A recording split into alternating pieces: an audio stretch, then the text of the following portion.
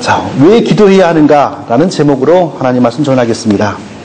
자, 예수님이 지상에 계시는 동안에 예수님의 생애에서 특별한 현상이 몇 가지 나타났습니다. 그 중에 하나가 뭐냐 하면요. 자, 예수님 주변에는 항상 제자들이 있었습니다. 그리고 예수님 주변에는 항상 병 고침 받으려고 하는 많은 사람들이 따르고 있었습니다. 그런데 예수님은 종종 자주 제자들과 따르는 사람들을 남겨두고 혼자 어디론가 다녀오시는 일들이 많았습니다. 어떨 때는 새벽에 다 자고 있을 때 혼자 일찍 일어나서 혼자 어디론가 다녀오시고, 또 어떨 때는 다 잠들었을 때에 한밤중에 혼자 슬쩍 일어나서 어디론가 다녀오셨습니다. 자, 그때 예수님이 가시는 장소는 주로 근처에 있는 산이나 언덕이었습니다. 과연 예수님은 그곳에 가서 무엇을 하셨던 것일까요? 예수님은 기도하셨습니다. 홀로 조용히 기도하기 위하여 제자들이 아직 잠에서 깨기 전 새벽 시간에, 또 제자들과 사람들이 다 잠들어 있는 깊은 밤 시간에 홀로 일어나서 기도할 수 있는 조용한 장소를 찾아가셨던 것입니다. 예수님의 지상 생애를 이렇게 말할 수 있습니다. 기도로 시작하여 기도로 마쳤다라고 말할 수 있습니다. 예수님이 잡혀서 죽으시던 날 마지막으로 했던 일이 무엇입니까? 겟세마네 동산에서 이마에서 흐르는 땀이 마치 피처럼 그와 같은 진액이 흐를 정도로 열심히 힘을 다하여 괴로이 기도하시다가 잡혀가셨습니다. 예수님의 지상 생애에서 가장 중요했던 것이 기도라고 말할 수 있습니다. 바로 기도 생활이었던 것입니다. 그러나 사람들은 예수님이 드러나지 않게 기도하셨던 일에 대해서 깊이 주목하지 않고 예수님이 병 고친 부분이나 예수님이 놀라운 이적을 행한 부분에 대해서 더 많은 관심을 가집니다. 그러나 사실 그 병 고침이나 이적들이 나타나게 된 데에는 바로 예수님의 기도 생활이 근본적으로 존재하고 있었던 것입니다. 또 많은 사람들은 예수님을 해치려고 했습니다. 그러나 하나님이 부르시는 겸손한 사람들은 예수님이 전하시는 말씀 듣고 구원받고 하나님의 자녀가 되어 영원한 생명을 얻었습니다. 이 모든 일들이 가능했던 것은 예수님이 기도했기 때문입니다. 예수님에게서 개인적인 기도 생활이 없었다면 예수님은 하나님이 주신 사명을 감당하지 못하고 무너졌을 것입니다. 예수님이 그 어려운 상황 속에서도 고난을 다 감당하며 하나님이 주신 사명을 감당할 수 있었던 것은 예수님이 개인적으로 기도하면서 하나님과 동행하며 하나님이 주신 힘으로 계속 무장되고 있었기 때문인 것입니다. 예수님이 갈릴리 지역에서 이제 막 메시아의 구원 사역을 시작하는 장면을 기록하고 있는 오늘 본문에서도 예수님의 기도 생활에 관하여 언급되어 있습니다. 새벽 오히려 미명에 예수께서 일어나 한적한 곳으로 가서 거기서 기도하시더니, 새벽에 미명에 아직 해가 뜨기 전에 예수님이 홀로 한적한 곳으로 가서 기도하셨다라고 이렇게 말씀하고 있습니다. 그리고 기도를 마치고 다시 제자들에게 돌아오는 거죠. 제자들은 예수님이 어디 갔다 왔는지 아마 전혀 몰랐을 것입니다. 마가복음 6장에도 보니까 오병이어의 기적이 있고 난 후에 사람들이 예수님을 영웅시하고 심지어는 왕으로 삼으려고 할 때에 예수님은 제자들과 그 많은 사람들과 잠시 떨어져서 홀로 산으로 기도하러 가셨다고 기록되어 있습니다. 지상에 계시는 동안 예수님은 이처럼 기도에 엄청 힘을 쓰셨습니다. 예수님은 왜 이렇게 기도에 힘을 쓰셨겠습니까? 자, 우리가 예수님의 이런 기도 생활을 통하여 무엇을 배워야 하는지 중요한 사실을 살펴보겠습니다. 먼저 우리는 건강한 신앙을 가지기 위해서는 반드시 기도해야 한다는 사실을 기억해야 됩니다. 기도를 등한히 하고 건강한 신앙을 가진다는 것은 사실상 불가능합니다. 자, 개인적으로 기도 생활을 하지 않고 바른 신앙, 건강한 신앙, 성령 충만한 신앙을 가진다는 것은 사실상 불가능합니다. 개인적인 기도 생활이 중요하지 않다고 말하면서 변명하는 성도들이 종종 있습니다. 그들은 주로 어떻게 말하냐 하면요, 하나님을 믿는 우리의 믿음이 이미 기도나 마찬가지인데 믿는 자가 이렇게 바르게 살면 되는 것이지 무엇 때문에 별도로 기도해야 됩니까? 이렇게 변명합니다. 또 이렇게 말합니다. 전능하신 하나님이 우리의 사정이나 형편을 모르는 것이 아니고 다 알고 있는데 무엇 때문에 하나님께 또 조급하게 기도해야 됩니까? 기도는 뭐 그렇게 무시할 필요는 없지만 그렇게 그냥 간절하게 기도하는 것이 진정한 믿음이겠습니까? 하나님이 다 아시는데. 이렇게 변명합니다. 그럴싸하지 않습니까?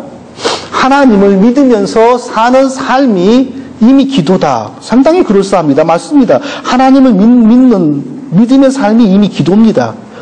전능하신 하나님이 우리의 무엇을 모르겠습니까? 모든 것을 다 아십니다. 그러나 결코 그런 말로 우리가 기도를 안 해도 된다고 정당할 수는 없는 것입니다. 심지어는 그 뭔가를 얻으려고 기도하는 그런 모습은 이방 종교인들이 자기 신에게 떼쓰는 것이지 어찌 우리가 하나님 믿는 것이라고 할 수 있겠습니까? 이렇게까지도 말하는 사람들이 종종 있는데 결코 그렇지 않다는 것입니다. 자, 그렇지 않다라고 하는 명백한 증거는 바로 예수님입니다. 예수님이 이 땅에서 그 누구보다 기도에 힘을 쓰시면서 기도에 본을 보이신 것입니다. 자, 성육신 하신 예수님 안에 두 개의 본성이 있습니다. 하나는 하나님으로서의 본성입니다. 자, 사람으로 오셨지만 그분은 완전한 하나님이십니다.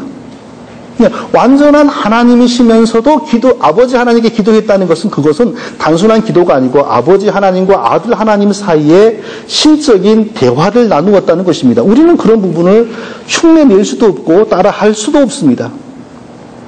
그리고 또 예수님은 완전한 인간이었습니다. 완전한 인간으로서 하나님께 기도하신 것입니다. 바로 이 부분, 예수님이 완전한 인간으로서 하나님께 기도했던 부분, 바로 이 부분이 우리의 기도의 본이 되는 것입니다.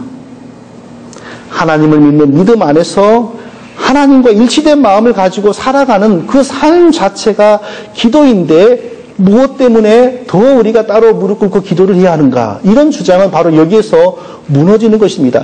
가장 완벽하게 살면서 하나님과 일치되었던 예수 그리스도께서도 열심으로 기도하셨습니다. 새벽에 일어나서 기도하시고요.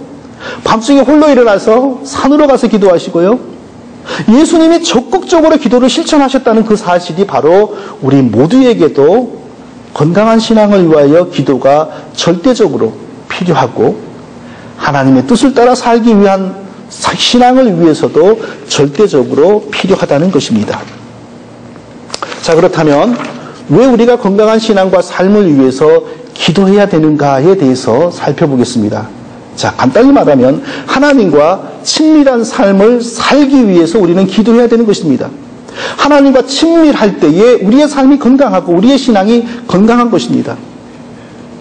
사도 바울은 로마서에서 우리가 성령을 받음으로 하나님의 자녀가 되었다는 사실을 엄청나게 강조했는데 특별히 하나님과 아주 친밀한 자녀가 되었다는 사실을 강조했습니다. 그래서 하나님을 아버지라고 부르게 되었다는 사실을 엄청나게 강조했습니다. 갈라디아 4장 6절에도 보니까 하나님이 그 아들의 영을 우리 마음 가운데 보내사 아버지라고 부르게 하였느니라. 하나님과 아주 친한 아버지와 아들 사이가 되었다는 사실을 무척이나 성경은 강조하는 것입니다. 자, 하나님을 아버지라고 부른다는 것, 이것은 신약 시대의 성도들에게만 주어지는 복입니다. 아버지는 어떤 분입니까? 아버지는 자애로운 분입니다. 아버지는 언제나 자녀에게 친절합니다. 물론 육신의 아버지 중에 그렇지 못한 사람들도 종종 있습니다. 아버지는 긍휼과 사랑을 넘치도록 자녀들에게 베풉니다. 실수하고 잘못할지라도 이해해 주시면서 훈육합니다. 물론 육신의 아버지들 중에서는 그렇지 못한 사람들도 있습니다. 그러나 하늘 아버지는 결코 그렇지 않습니다. 때리더라도 그 목적은 우리를 바른 길로 인도하시고자 우리를 때리시는 것입니다.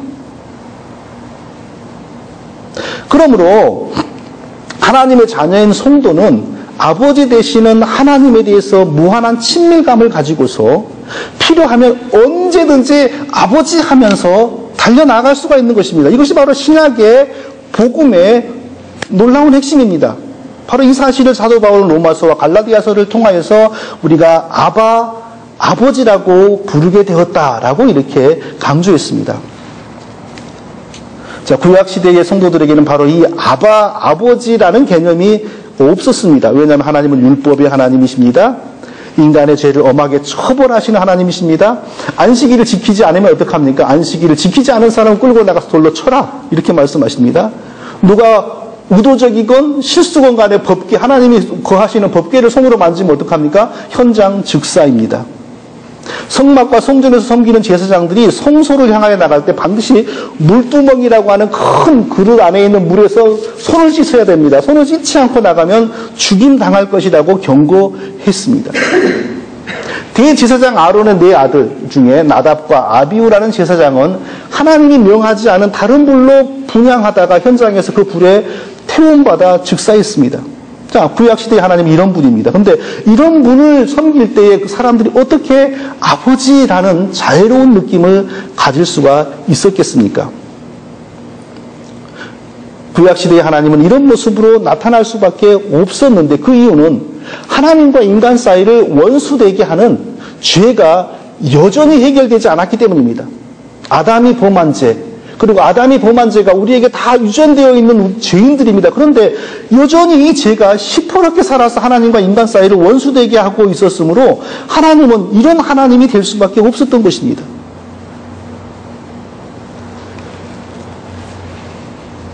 자, 구약시대에 보면은 하나님의 말씀을 받는 선지자들이 많이 나타나는데 왜 선지자들이 나타났냐면 하나님께서 이스라엘 백성들에게 말씀해 주실 때에 죄인들은 하나님의 음성 듣는 것만으로도 두려워서 부들부들 떨었습니다. 하나님이 말씀하시면 그 음성이 마치 천둥과 같이 울리면서 두려워서 벌벌 떨었어요. 그래서 뭐라고 하냐면 하나님이 우리 전부에게 말씀하시니까 우리가 죽을 것 같습니다. 우리 중에서 한 사람을 택하여서 하나님이 부르십시오. 그리고 그에게 하나님의 말씀을 주십시오. 그가 듣고서 우리에게 전달하면 우리가 살겠습니다. 이게 바로 선지자입니다. 이스라엘 백성들 가운데 하나님의 말씀을 먼저 듣고 전달하기 위하여 한 사람을 택하는데 그 근본적인 원인은 이스라엘 백성들이 죄악되어 하나님의 음성을 들을 수가 없었기 때문입니다. 이런 상황 속에서 어떻게 이스라엘 백성들이 하나님을 아버지라고 이렇게 부를 수가 있었겠습니까? 그렇게 아버지라고 생각하지 못하고 종의 입장에서 하나님을 두렵게 섬겼던 것입니다. 친밀한 아버지를 친밀한 아버지라는 개념으로 섬기는 신앙은 예수 그리스도의 십자가로부터 시작이 된 것입니다. 하나님이 우리를 죽일 수밖에 없는, 진노의 대상이 될 수밖에 없는 우리의 죄를 예수님이 십자가에서 지고 대신 저주와 형벌을 다 받았기 때문에, 그리고 예수 그리스도께서 우리에게 성령을 부어주셨기 때문에 하나님의 자녀가 된 것입니다. 그리고 친밀하게 하나님을 아버지라고 이렇게 부르게 된 것입니다. 자, 성도의 이런 변화된 신분으로 말미암아 주어진 최대의 복이 이제 따라오는데 그게 뭐냐면 바로 기도입니다. 구약의 백성들은 하나님 아버지 앞에 나가 기도하지 못합니다. 소수의 사람들, 모세나 선지자들이나 대제사장 같은 소수의 사람들만 하나님 아버지 앞에 나가 직접 기도하고 대부분의 백성들은 멀리 하나님이 거하시는 성전을 바라보면서 기도합니다. 대제사장이 기도할 때 성전 밖에서 기도합니다. 그러나 신약의 백성들은 하나님 앞에서 하나님과 함께 하나님과 더불어서 기도합니다. 왜냐하면 우리 속에 하나님이신 성령님이 우리 속에 들어와 계시기 때문입니다. 바로 우리가 기도하는 이 자리가 구약시대에 하나님이 임하였던 지성소가 되는 겁니다. 우리 속에 하나님이 거하시기 때문에. 그래서 히브리서는 뭐라고 말씀하냐면 그러므로 우리가 긍휼하심을 받고 때를 따라 돕는 은혜를 얻기 위하여 은혜의 보좌 앞으로 담대히 나아갈 것이니라. 여기서 말하는 은혜의 보좌란 구약시대의 지성소에 있는 하나님의 그 쉬운 보좌를 말하는 것입니다. 아무 때든지 어디든지 우리가 기도하는 그 자리가 바로 구약의 지성소로 변한다는 것입니다. 하나님 믿는 사람의 올바른 신실한 삶이 기도입니다. 맞습니다. 하나님 믿는 바른 마음으로 사는 삶이 예배입니다. 맞습니다. 그러나 그렇다고 하여 특별히 개인적으로 기도하기 위하여 시간을 내고 무릎 꿇고 진지하게 겸손하게 기도할 필요가 없다는 말은 틀립니다. 오히려 이렇게 말해야 되는 것입니다. 바르게 살면서 기도할 때에 하나님이 우리의 기도를 더욱 들어주십니다. 하나님의 뜻대로 살기 위하여 24시간 힘써 노력하는 마음의 자세를 가지고 특별히 개인적으로 무릎 꿇고 기도할 때에 우리의 기도가 하나님 앞에 귀하게 여겨지고 상달되는 것입니다. 자, 그렇다면 하나님께서는 도대체 무엇 때문에 우리에게 기도를 명하실까요? 우리는 기도를 통하여 무엇을 얻을 수 있는지 생각해 보겠습니다. 기도를 통하여 우리가 얻을 수 있는 은혜는요, 너무나도 많습니다. 몇 가지를 요약해보면, 첫째로 우리는 기도를 통하여 하나님과 인격적인 관계를 깊이 쌓아갈 수가 있습니다. 하나님과의 개인적인 관계를 계속해서 쌓아갈 수 있는 방법이 바로 기도입니다. 우리는 모든 것을 위하여 기도할 수 있습니다. 당장 나의 삶의 필요를 위해서 다 기도할 수 있습니다. 직장을 위해서도 기도할 수 있고요. 무엇을 위건 우리에게 필요한 모든 것을 위하여 하나님께 기도할 수 있습니다. 하나님께서 우리의 모든 기도를 들어주시고 귀히 여겨주시는 이유는 그 기도를 통하여 하나님과 우리 사이에 인격적인 관계가 더 깊어지기 때문입니다. 자, 사람과의 관계를 생각해 보십시오. 모든 관계의 시작이 무엇입니까? 대화입니다. 자, 자주 대화하는 사람은 분명히 친해집니다.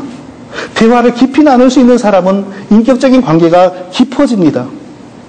대화를 많이 할수록 그 사람의 인격의 특성을 알게 되고 더욱더 신뢰가 깊어지는 것입니다. 하나님과의 관계도 마찬가지입니다. 왜냐하면 우리가 사람과의 대화를 통하여 그런 것을 느끼는 것은 하나님의 형상으로 우리가 지어졌기 때문에 우리도 역시 하나님과의 대화를 통하여 하나님과 인격적인 관계가 깊어진다는 것을 알 수가 있는 것입니다. 하나님은 친밀하기를 원하는 사람에게 기도하도록 초청하는 것입니다. 여러 말 할 것이 없습니다. 어쩌니 저쩌니 해도 기도하지 않은 사람은 하나님과 친한 사람이 아닙니다. 기도하십니까? 하루에 얼마나 기도하십니까? 아니, 한 달에 얼마나 기도하십니까? 기도해야 됩니다. 기도하지 않고도 구원받을 수 있습니다. 그러나 하나님과 친밀한 백성이 되기 위해서는 시간을 내어서 잠시라도 기도하는 습관과 훈련을 만들어 가야 되는 것입니다. 두 번째로 우리는 또 왜 기도해야 하냐면요, 하나님을 경외하는 믿음이 표현되는 가장 강력한 방법이 기도이기 때문입니다. 물론 우리가 기도할 때 늘상 하나님 경외합니다, 하나님 사랑합니다 라고 말해야 한다는 것은 아닙니다. 하나님께 기도한다는 그 사실 자체가 이미 그가 하나님을 사랑하고 하나님을 중히 여기고 하나님을 경외한다는 증거가 된다는 것입니다. 사람과의 관계에서도 마찬가지지요. 내게 중요한 사람, 내가 중히 여기는 사람은 반드시 예의를 갖추고 시간을 내어서 대화를 걸기 위해서 노력합니다. 대화를 걸지 않고 대화를 하더라도 건성으로 하거나 이러한 관계는 중요한 관계가 아니라는 것입니다. 성도가 하나님께 기도하기를 힘쓴다는 그 자체에 이미 그 성도의 마음에 하나님을 경외한다라는 믿음이 들어있는 것입니다. 그러므로 내가 교회를 30년을 다니고 40년을 다녔는데 지금까지 단 한 번도 무릎 꿇고 3분 이상 기도해 본 적이 없다. 믿음이 없는 겁니다. 변명의 여지가 없습니다. 하나님 경외하지 않는 겁니다. 변명의 여지가 없습니다. 아, 나는 기도는 안 해도 하나님 믿어요. 그건 변명입니다. 그건 아무도 인정할 수 없는 변명입니다. 하나님을 중히 여기고 사랑하고 경외한다면 개인적으로 무릎 꿇고 기도해야 합니다. 이건 속일 수 없는 진리입니다. 그래서 기도하는 사람은 믿음의 사람이라고 말할 수가 있는 것입니다. 그리고 또 기도하는 사람은 앞으로 언젠가 하나님으로부터 큰 은혜와 복을 받을 사람이라는 사실을 우리가 인정할 수밖에 없는 것입니다. 그래서 기도하는 사람의, 기도하는 부모의 딸에게 장가가고 기도하는 부모의 아들에게 시집가고 기도하는 집안과 사돈을 맺는 것은 복된 일인 것입니다. 단순히 3대를 믿었네, 4대를 믿었네 이런 것은 미신일 수 있으나 그러나 진실로 기도하는 부모의 자녀들에게 내 아들과 딸을 시집 보내고 장가 보내고 기도하는 집안과 사돈을 맺는 것은 복 있는 것입니다. 셋째로 우리는 기도를 통하여 또 하나님께 충성할 수 있는 힘을 얻을 수 있으므로 힘써서 기도해야 됩니다.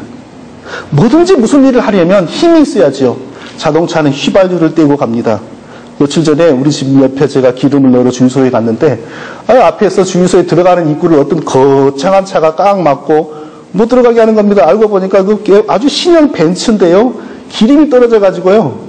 밀고 가는 거예요. 근데 주유소로 올라가는 게 조그만 턱이 있는데 차가 무겁잖아요. 그걸 못 넘어가는 거예요. 그러니까 내가 기름을 넣기 위해서 그 차를 밀었다니까요. 그래서 그 차 기름 넣어주고 그리고 나도 가서 기름 넣었어요.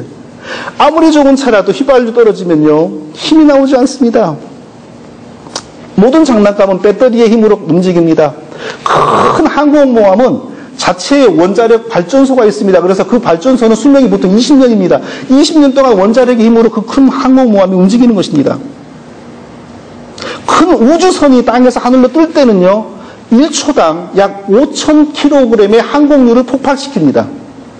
그 힘으로 말미암아 우주선이 땅에서 떠오르는 겁니다. 뭐든지 힘이 있지 않고서는 움직이지를 못하는데 하나님께 충성하기 위해서 우리는 힘을 얻어야 됩니다. 근데 그 힘이 어디로부터 옵니까? 하나님으로부터 옵니다. 이 세상 어디에서든지 우리가 하나님께 충성할 수 있는 힘을 만들어주지 않습니다. 하나님께 충성할 수 있는 힘이 때로 목사에게서 나오는 것 같고 때로 사람에게서 나오는 것 같으나 하나님이 목사나 사람을 통하여 주시는 것이지 사람이 주는 건 아닙니다. 그러므로 모든 믿음의 위대한 사람들의 이 특징을 보면요. 기도가 많다는 겁니다. 기도합니다. 기도가 전혀 없는 사람치고 믿음의 사람 되는 경우가 없습니다. 시간이 꼭 중요한 것은 아닙니다. 위대한 설교자였던 스펄전은 한 자리에서 15분 이상을 기도하지 못했다고 합니다. 그분은 잠시씩 15분 정도 미만에 기도하는데 그 15분 정도의 기도를 매일 자주 반복했다고 합니다. 그러나 종교개혁을 할 때 루터는 새벽에 일어나서 3시간 정도를 매일 기도했다고 합니다. 그리고 자신이 3시간 정도를 기도하지 않으면 마귀에게 밥이 될 것이라고 하는 사실을 두려워하면서 힘써서 기도했다고 합니다. 많은 시간을 하건 긴 시간을 하건 짧은 시간을 하건 진실하게 진지하게 간절하게 하나님께 기도해야 한다는 것은 분명한 사실인 것입니다. 그리고 우리가 또요 기억해야 할 중요한 사실이 있는데 그건 뭐냐 하면요. 힘써서 기도해야 한다는 사실보다 더 중요한 것은 바르게 성경적으로 기도해야 한다는 것입니다. 왜냐하면 모든 영적으로 그릇된 사람들의 공통적인 특징이 또 뭐냐 하면 기도한다는 것입니다. 누구보다 더 기도합니다. 그들의 기도는 누구보다 어떤 기도보다 뜨겁습니다. 그러나 기도라고 해서 다 같은 기도가 아닙니다. 무당은 기도하지 않습니까? 불교의 스님들은 기도하지 않습니까? 더 합니다. 스님들이 더 많이 기도합니다. 무당들도요, 능력을 얻기 위해서, 영험함을 얻기 위해서요, 더 열심히 합니다. 자, 기도의 궁극적인 목적이 무엇입니까? 하나님과 영적으로 소통하는 것입니다. 자, 하나님과 영적으로 교통하기 위하여 기도하는데, 자, 하나님은 근본적으로 우리에게 인간이 하나님과 교통할 수 있는 길을 주셨는데, 그것은 오직 예수 그리스도라고 하는 방법이고, 그리고 오직 성경이라고 하는 방법입니다. 성경을 통하지 않고, 예수 그리스도를 통하지 않고, 하나님과 교통할 수 있는 길은 절대로 없습니다. 물론 이 세상에는 성경하고 상관없이 예수 그리스도하고 상관없이 영적인 세계 속으로 접속하고 드나드는 사람들이 있습니다. 그러나 그것은 하나님의 진리의 세계에 접속하는 것이 아니고 거짓된 사탄의 세계로 접속하는 것입니다. 성경과 예수 그리스도 밖에서 하나님 앞으로 나갈 수 있다는 것이 있다고 많은 사람들이 주장하고 있으나 그건 신비주의입니다. 신비주의라고 하는 것은 영적인 세계와 접속하는 방법이 있긴 있는데 이것이 성경이 아니고 예수님이 아니라는 겁니다. 성경이 아니고 예수님이 아니면 반드시 그 뿌리는 사탄입니다. 모든 신비주의는 궁극적으로 접신술입니다. 사탄의 영들을 체험하는 겁니다. 우리가 기도를 해야 하는데 결코 그런 신비적인 기도를 해서는 안 된다는 것입니다. 반드시 기도는 예수 그리스도 안에서 성경의 가르침 안에서 성경의 범위 안에서 기도해야 됩니다. 그래야 마귀의 속임수에 빠지지 않습니다. 그런데 오늘날 교회 안에 이 기도에 관한 신비주의가 너무나 많이 들어와 있습니다. 가장 대표적인 것이 방언 기도입니다. 방언으로 기도하여 하나님의 세계를 체험한다. 성경에는 없는 겁니다. 성경에는 없는데 그런 일이 벌어지고 뭔가를 느끼면 이게 바로 신비주의고, 신비주의의 뿌리는 사탄인 것입니다. 환상기도, 마음을 비우고 앉아서 숨을 들이쉬고 내쉬면서 기도한다. 이것은 기독교적인 기도가 아니고 불교적인 기도인 것입니다. 침묵기도, 말하지 않고 마음을 비우면서 기도한다. 이것은 기독교적인 기도가 아닙니다. 기독교적인 기도는 계속해서 예수님을 추구하는 겁니다. 성경을 추구하는 겁니다. 마음을 비우는 것은 불교의 기도입니다. 왜? 내 속에 부처가 있기 때문에 나의 잡념과 생각을 계속 비워내면 내 속에 있는 부처, 신성이 내게 말을 한다는 것입니다. 그래서 불교에서는 무건수행, 침묵정진. 기독교의 기도는 그런 것이 아닙니다. 기도할수록 더 성경에 집착하고, 기도할수록 더 예수님께 간절히 호소하고, 예수님에게 점점 뛰어들어가야 되는 것입니다. 단전호흡, 명상, 이런 것은 결코 하나님의 진리의 세계로 인도하는 그런 기도가 아닙니다. 우리는 더욱더 기도에 힘써야 합니다. 예수님을 사랑하면서, 예수님을 의지하면서, 성경을 더욱더 연구하면서 힘써서 기도할 때에 하나님은 우리를 하나님의 진리의 세계로 인도하시는 것입니다. 저와 우리 모두가 예수 그리스도와 성경을 통하여 기도하여서 하나님의 풍성한 은혜를 넘치도록 체험하시기를 예수님의 이름으로 축원드립니다.